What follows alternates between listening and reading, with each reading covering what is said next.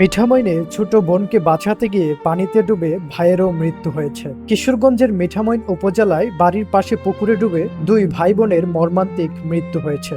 খেলতে গিয়ে ছোট বোন পানিতে পড়ে গেলে তাকে উদ্ধার করতে নেমেই প্রাণ হারায় 4 বছরের ভাইও। বুধবার সকাল 10টার দিকে উপজেলার ঘাগড়া ইউনিয়নের খলাপাড়া গ্রামে এই মর্মান্তিক ঘটনা ঘটে। নিহত দুই শিশু হল খলাপাড়া গ্রামের রুবেল মিয়ার ছেলে রিফাত মিয়া ও মেয়ে সাফা আক্তার। বুকিং দিন city convention hall, Alamgir Hossain city, গাইডাল, কিশোরগঞ্জ। স্থানীয় সূত্রে জানা যায়, বুধবার সকালে বাড়ির পাশে একটি পুকুর পাড়ে এলাকার অন্যান্য শিশুদের সঙ্গে খেলছিল রিফাত ও সাফা।